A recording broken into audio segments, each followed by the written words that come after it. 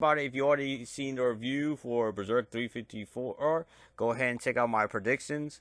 They're actually at these time frames, so if you want, just go ahead and go to the time frame and let me know what you guys think of it. So let's go ahead and get started. 3, 2, 1, 0. Hey everybody, this is JMC, and I'm going to do a review for the English translation for Berserk 354, and I'm also going to do a prediction for 355. I already did one before, but I got some stuff to add in on this. So let's go ahead and get started with the page starting off of Farnice and Surike discussing what this is and why it was a baby and why the baby looks like that. Surike is actually reminded that when last time she was in Guts' mind, doing the first time he wore the Berserker armor, is that she tells his Farnice that they need to brace themselves for what happens. So they touch the fragment, and then yep, it was the eclipse as we all was talking about. And we see the spiral of madness going around them, around the infant as well. It's man, this I miss Judo, man. Judo was the man, dude. I really loved his character. I love how he saw Casca and Guts was supposed to be together, dude. This guy was more than just a character, dude. I can't wait to do a video on this guy. But there's another YouTuber that did this, Alexandra. Go check out his video, man. I'm gonna put that link down below. But anyway, as the pages goes on, Farnice is terrified, and as Surike is like telling her that you have to stay focused and make sure you don't get sucked in on this. We see it close in Casca's eyes as it's actually being drawn into her, as she feels like she's being torn apart. And of course, you'll be torn apart, man. I mean, your comrades are dead. You're told that the person that you worshipped, and that you decide to leave your lover to help recover it, and you're seeing your lover being pinned down, getting raped by the person you worship, dude. That would destroy you. And then as the pages go on, we see Casca getting broke apart into the doll that we see now. And this really brought a tear to my eye, man, because at first when you don't really like Casca, man, but you seem to grow on her when she's concerned about Guts. When they was fighting against the Dawn, man, and it keeps on going further with that, man. I swear to God, I'm gonna come out and just tell you guys right now, Guts and Casca are my favorite couple in anime and manga, and I'm not sure if they're gonna be a couple in the near future, because with manga artists they usually change their ideas. So let's go ahead and keep going. And this one was a little it got a big discussion with the Berserk community. As you see in this panel, this looks very familiar. This looks like the infamous lost chapter of 83, the idea God of the Abyss, God of Abyss, or God of the Abyss, I'm sorry, part 2, and the idea of evil. Now, a lot of people have speculated of Casca being the idea of evil, but I'm going to keep on going forward and talked about that in my predictions. So, both Farnice and Surike are like wondering what's going on, and they realize it's a heart, but Surike was wondering what's going on, and next thing you know, she realizes those thorns around her heart is like a curse, and that she realizes that she made a mistake, and that she was worried about getting all the fragments, and that she didn't think that something like this would happen. And what she's saying is that if they put it inside Casca, Casca would probably be driven even more insane, because she couldn't cope with what happened to Guts, to Judo, to the rest of Bana Hawk, to what Griffith did to her. And who can blame her, dude? I mean, we've seen this in some anime characters before, man. I've seen it with it's not the same, but we've seen it with Sarah's Victoria in Hellsing, when I keep forgetting her name. I keep forgetting how to pronounce her name, when she went into Sarah's mind, and that was pretty dark, seeing her parents getting killed, seeing her mom get raped at a young age, dude. It was heartbroken. But it gets a little bit more darker than that. As you look above, they see the representation of Phanto or Griffith in her mind. And I'm going to talk about this in my prediction after I get done talking about this review. But next, he still won't give up, man. It's our struggler. The Hound Guts is still fighting on, dude. And man, dude, he's still feeling the effects. Even though it's a dream, he's still feeling the effects of the Berserker armor, as the blood is still coming out from the armor, man, as he still keeps on fighting on. And of course, like, it does look like in the next page that it does feel a little bit of pain. I mean, it looks like he's actually causing some damage with him, but it's still not enough. He's still tossing him around. As we see the next page, we see Farnese looking at Mini Casca, and Mini Casca looks like she's shaking, and you just feel for her too, man. And in one of my old predictions, I did say that I thought she was gonna meet herself. I was wrong about that. I'm so glad it wasn't Griffith. I was really surprised about the Demon Baby, man. It's been since for the physical appearance, it's been since volume 20. For the actual mention of it, when Guts was thinking about him, it was volume 28. That's insane. But anyway, let's keep on going with this. Farnese has become one of my favorite characters. She's probably becoming one of my favorite female characters in anime or in manga. The way how she started, dude, it's just insane. But let's keep going. She talks to Mini Casca, saying how it's scary, how you feel like you can't move, how you can't do anything, and all you can do is curl up in a little ball. And then that she says, as much as you've done for me, or I think that another translation also says, as much as Guts has done for me, that she is going to be the one that blows away her darkness. Surike is actually surprised at what Farnese's words saying by saying to her is that to Casca and Surike is that she doesn't want the trip to be meaningless. And basically, if you read Berserk, you can think about two things: hope and chance. It's always going to a dark period of times, and you also go by taking a chance of things. I remember reading, I think it was volume 16, when Rosine, I'm sorry if I'm butchering her name, was talking to Jill. And Jill said this: you'll be all right, even if the bad stuff happens. And there's a lot of bad stuff that does happen in Berserk, but also at the end of those arcs, something usually good happens, man. Like, let's go. I know I'm supposed to be talking about this chapter, but I'm going to say this really quick. Look how Puck started as a goofball character, right? And he ended up becoming a really serious character. If it wasn't for Puck, they wouldn't be here in the first place. When he suggested his island, his home to Guts. So I give props to Puck for that mess too, but the words that Farnese said to Surike and little Mini Casca was so beautiful, man, and it's so great to see Farnese grow. And a lot of people think that she's gonna die. I don't feel that yet. I feel with Kentaro Mora, when he creates a character, he always likes to really establish them. I feel that we're gonna get more of Farnese when she learns more magic, and I'm gonna get to that in a moment. But anyway, we see Hound Guts getting pinned down by Griffith's claw foot anyway, and then as soon as they're about to attack, they are going to take that chance. They're going to end up like putting the heart into the doll, and as soon as that happens, he vanishes, and the doll ends up being repaired, and with her big hair. Then you see Mini Casca, I guess, taking those words at heart. And then you see that little door. It's so adorable. And you see, I like this panel, man. I really do like this page. I really like this page. You see Farnese telling her, saying that you'll see him soon. Now, this can be either to Guts or the boy in the Moonlight. It could be one of those two. So we'll see exactly what's going to happen. Well, I'm going to talk about that again. Now we turn to this is probably one of my favorite 2 pages, man. You see Mini Casca looking up, and she's waving bye-bye. And you kind of wonder if she's just waving bye-bye to all of them, or also to Hound Guts. And then you got Hound Guts howling like, ooh. Yeah, that was pretty cool. And the petals come back. The petals are just appearing or falling. And next thing you know, we get that page, and I'm not gonna lie, I was in tears, man. I was in tears. Casca got her fragments back, and hopefully, man, I'm having a tear in my eye right now, man. It's been over 20 years since.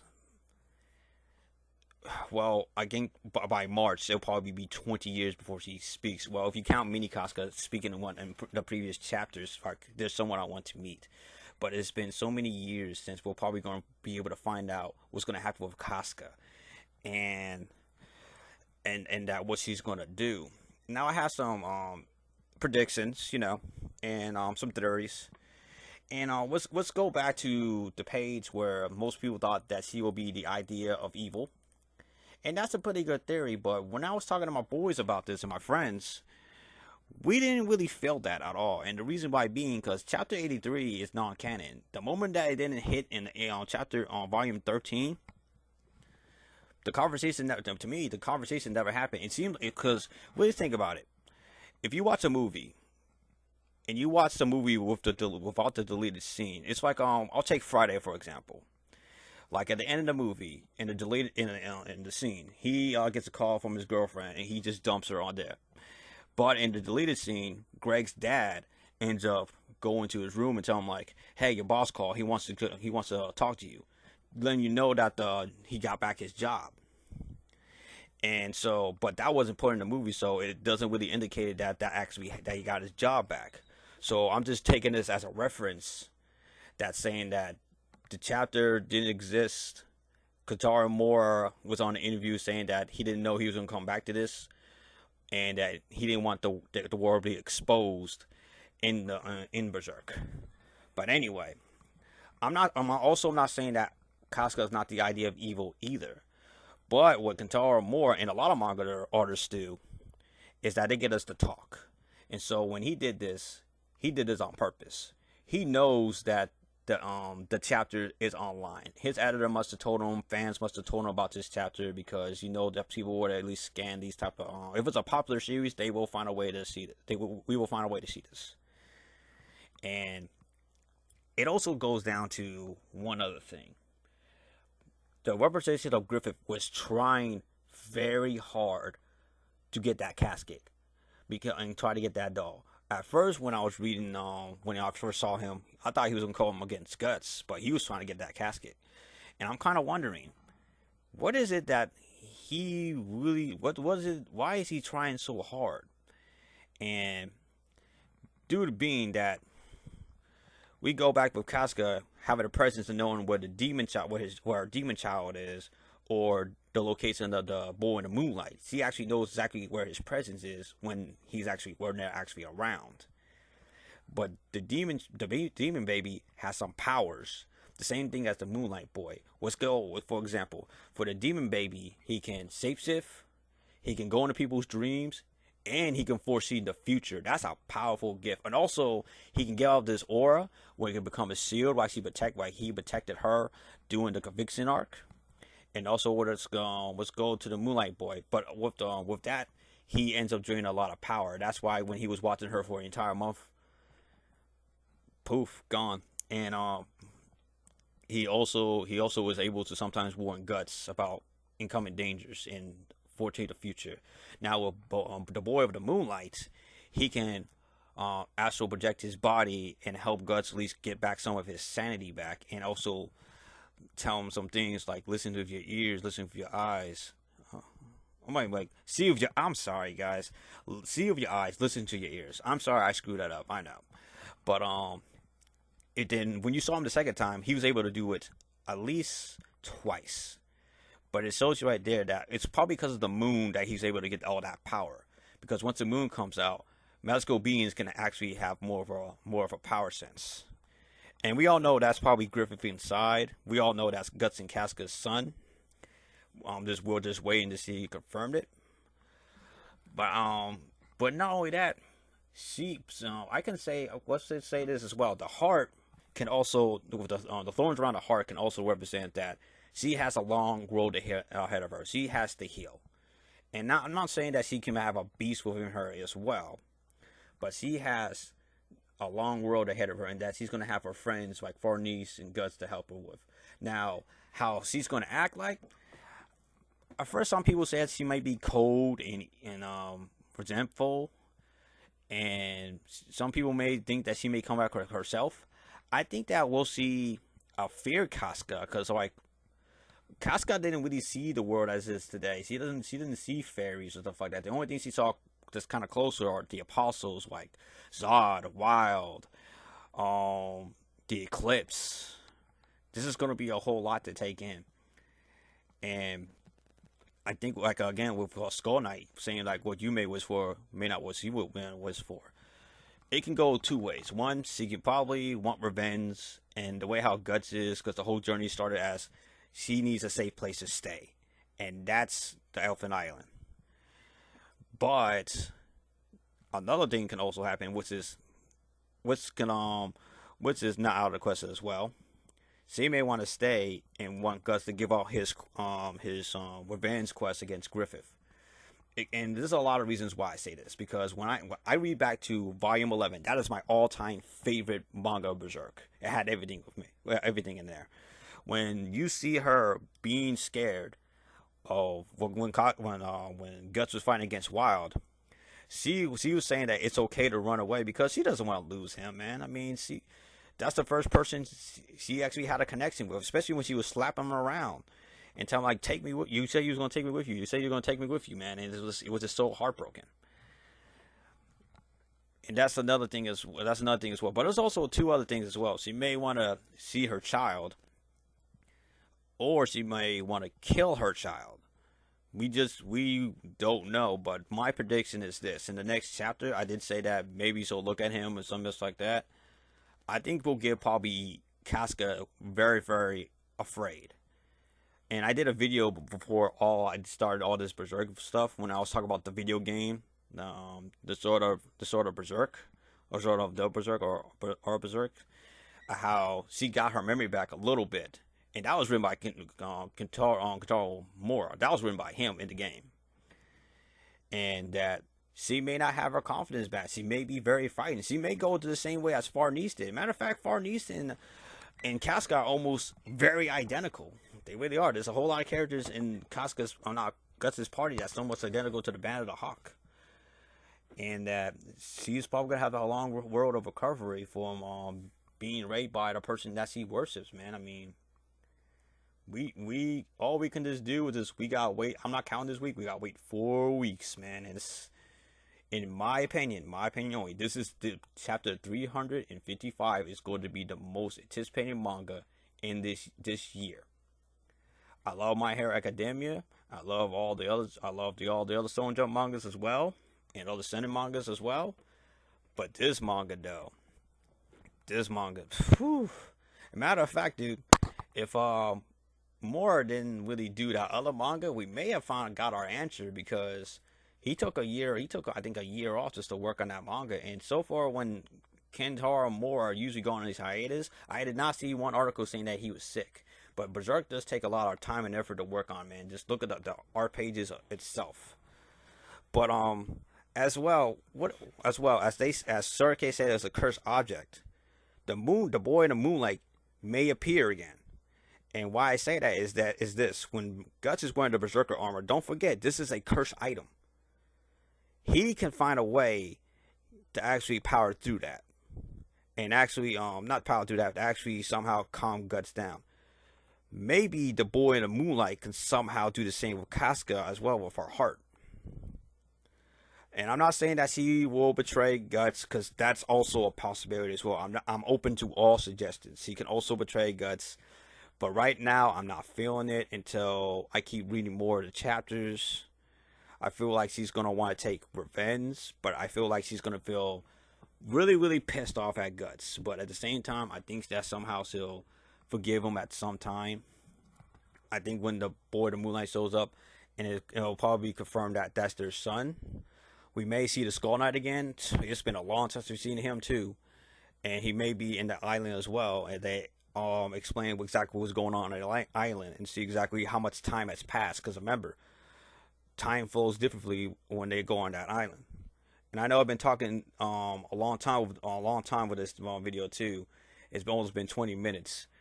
But I wanted to get my thoughts out. So, do you guys think that Casca is the idea of evil? Do you guys think that she's going to be having a confidence? Do you think that she's going to be scared when she comes back? Do you think the Moonlight Boy is going to be the person that she wants to meet, or Guts? What do you guys think is going to happen with Casca, man? Because this is a big debate what's going to happen. And the best part is that we don't have to wait that long. We just got to wait 4 weeks, and hopefully that more powers through. It seems like he wants to conclude the series, and maybe he wants to finish it in volume 50. There's still a whole lot more to do, and so I just want to ask you guys, what do you guys think is going to happen in 355? I already put up my input on it, man. I don't think she's the idea of evil, but I did like that twist. I think he was playing us for that part, but I'm not ruling that out either. It can happen as well. But I can't wait to see that. I'm going to do a body language review when that comes out, and I also do a review, English translation review, and I'll also do a prediction video as well. But let me know what you guys think about this, and also check out Alexandra's video of the tragedy of Casca and judo. All right, this is JMC.